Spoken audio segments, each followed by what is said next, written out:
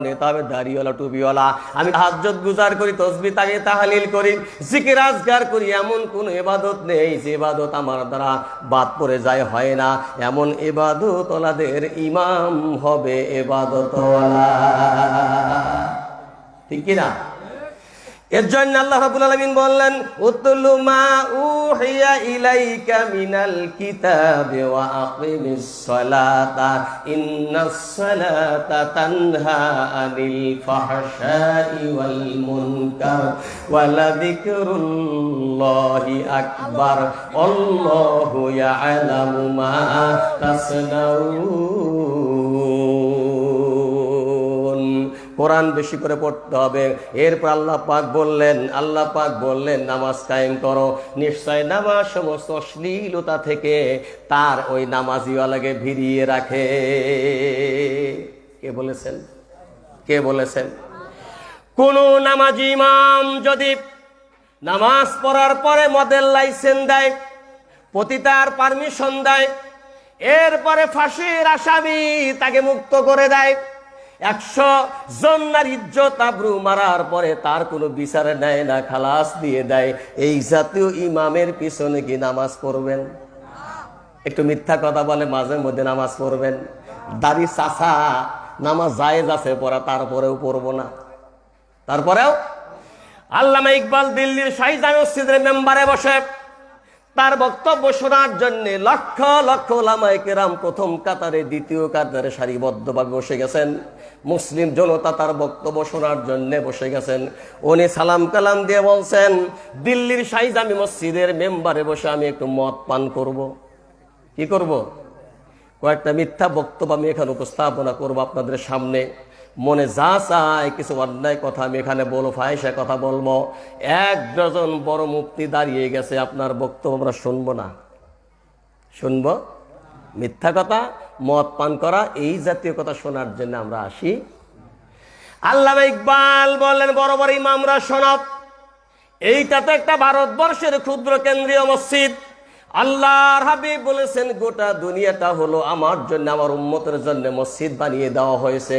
ওই বড় বড় মসজিদগুলিতে চোর, ডাকাত, খুনি, জেনাকার, হাইজাকার, মদের লাইসেন্স দেওয়া, বেশ্যার পারমিশন দেওয়া, কবিরা গুনাহ যারা করে, এই জাতীয় ইমাম তোমরা নির্বাচন করো, একটা বারো তোমরা ফতুয়া দাও না। আগে বড় ইমাম ঠিক করো, তারপরে ছোট ইমামের ভুল ধরতে আসা লাগবে, ঠিক কিনা? এর জন্য আল্লাহ পাক বললেন, আল্লাহ রাব্বুল আলামিন এই রাতের তাফসীরের মধ্যে তিনি ঘোষণা করেন আবু সাঈদ খুদরি রাদিয়াল্লাহু তাআলা আনহু হাদিসটা বিশ্ব নবীর মুখ থেকে তিনি সংগ্রহ করে জাতির সামনে তাফসীর করেছেন। মান রাআ মিনকুম মুনকারান ফালইউগাইরহু বিয়াদিহি ফাইল্লাম ইয়াস্তাতি ফাবিলিসানিহি ফাইল্লাম ইয়াস্তাতি ফাবিকলবিহি ওয়া যালিকা আদাফুল ঈমান। যাদের পাওয়ার আছে, ক্ষমতা আছে, ইমামতি যখন করবা, চোখের সামনে যদি কোনো অন্যায় ধরা পড়ে, হাত দিয়ে পাওয়ার দিয়ে তোমরা প্রতিহত করো। যদি সক্ষমতা না থাকে, বহির্শত্রু আক্রমণ হবে, এরকম সক্ষমতা যদি তোমাদের না থাকে, আল্লাহ রাসূল সাল্লাল্লাহু আলাইহি ওয়াসাল্লাম বললেন, ফাইল্লাম ইয়াস্তাতি ফাবিলিসানিহি, তোমার জবান দ্বারা প্রতিহত করো, বক্তব্য দাও, লোক গঠন করো। ওই অন্যায় নিয়ে সমাজ ইমামতি করা যাবে না। যদি সক্ষমতা না থাকে, বাতিলের দল যদি সংখ্যায় বেশি হয়, আল্লাহ রাসূল সাল্লাল্লাহু আলাইহি ওয়াসাল্লাম বললেন, ফাবে কলবিহি, অন্তর দ্বারা ঘৃণা করো, আযালিকা আদওয়াফুল ঈমান। এইটা হলো একজন রাষ্ট্রনায়ক, একজন বড় ইমামের দুর্বল ইমানের পরিচয়। এখন সুদ আছে, ঘুষ আছে, জেনা আছে, ব্যভিচার আছে, আছে না নাই? এগুলা দেখে দুর্বল ইমানের পরিচয় দিয়ে আমরা রুমালটা দিয়ে নাক চোখ ভালো করে ঢেকে আস্তাগফিরুল্লাহ পরে রাস্তা দিয়ে চললাম, আর ফতুয়া দিলাম, এটা দুর্বল ইমানের পরিচয় দিয়ে আমরা কোন রকম বেঁচে আছি। এই ব্যাখ্যা কোরআন হাদিসে কোন জায়গায় গ্রহণযোগ্যতা পায় নাই। হাত দ্বারা পারলা না, জবান দ্বারা পারলা না, এবার আদওয়াফুল ঈমান, কলব দ্বারা যেটা করতে হবে। এইখানে একটা মৃত কুকুর পড়ে আছে, 3 দিন পর্যন্ত দুর্গন্ধ ছড়াচ্ছে। ইমাম সাহেব বললো, এটা আমি সরাতে পারবো না। চেয়ারম্যান বলল পারবো না, মেম্বার বলল পারবো না। 7 দিন যদি যায় আর ওইটা যদি এখানেই পড়ে থাকে, মানুষ কি বসবাস করতে পারে? বলবে বিবেকবান লোক একজনও ইমাম সাহেব হাত দিয়ে সরালো না, মুয়াজ্জিন সরালো না, আবার জবান দিয়া বক্তব্য দিয়া ওই জাতীয় লোককে সে কাজেও লাগালো। বিবেকবান লোকের দায়িত্ব হবে, নিজে যখন পারবো না, মেম্বার পারবে না, চেয়ারম্যান পারবে না, এমপি পারবে না, প্রধানমন্ত্রী পারবে না, করা সম্ভব নয়, হাত দিয়ে পারবে না, জবান দিয়া লোক তৈরি করে সরাতে যখন পারবে না, বিবেকবানের কাজ হলো একজন মেথরকে 100 টাকা দিয়ে ভাড়া করে এনে ওকে সরানোর জন্য দায়িত্ব দেওয়া লাগবে। এই মেথর ডেকে আনার নাম হলো আদওয়াফুল ঈমান। ঠিক কিনা?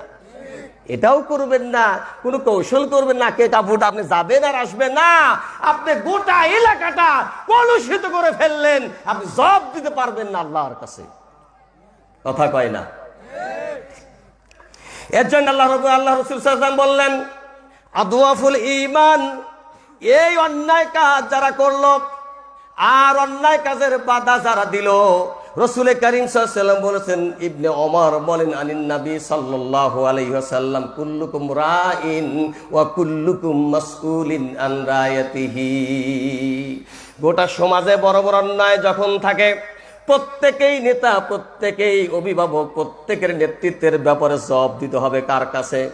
ওয়াল আমিরু রাই, যিনি কেন্দ্রীয় বড় ইমাম, তাকেও জবাব দেওয়া লাগবে 17 কোটি মানুষের জন্য। ঠিক কিনা? ওয়ার রাজুল রাই আলা আহলে বাইতিহি, বড় ইমাম গোটা জাতির দায়িত্ব তার হাতে, আর একজন পুরুষ তার দায়িত্ব হলো তার বাড়ির উপরে। রাসূল বললেন ওয়ার রাজুল রাই আলা আহলে বাইতিহি, একজন পুরুষ তার বাড়িতে যতজন সদস্য তার অধীনে আছে তার দায়িত্বশীল হলো ওই বাড়ির মুরব্বী। ওই বাড়ির মুরব্বী। আপনাকে ধরা হবে না, আপনি সুদ বন্ধ করলেন না কেন? আপনাকে ধরা হবে, আপনি মুসলমান, 5 ওয়াক্ত সালাত আপনি আদায় করেন, জিকির আজগার করেন, তাসবিহ তাহলিল করেন, নাতির খাতনার দিন আর বিভিন্ন দিবস পালনে আপনার নাতনি আর নাতিরা বড় বড় বক্স আনলো আর অশ্লীল গান বাজনা আপনার বাড়ির সামনে বাজালো, আপনি একটি বারের জন্য তো আপনি বাধা দিলেন না। আপনার সন্তান সুদে কারবারির সাথে ব্যবসা করে, বারবার বলা 1 টাকা সুদ যদি কেউ খায়, আপন মায়ের সাথে রাসূল বলে 1 বার নয় 36 বার সে জিনা করে। 36 বার। আপনি সুদের থেকে তাকে বাঁচানোর জন্য কোনো ফতোয়া দিলেন না, সিদ্ধান্ত নিলেন না। ঠিক কিনা?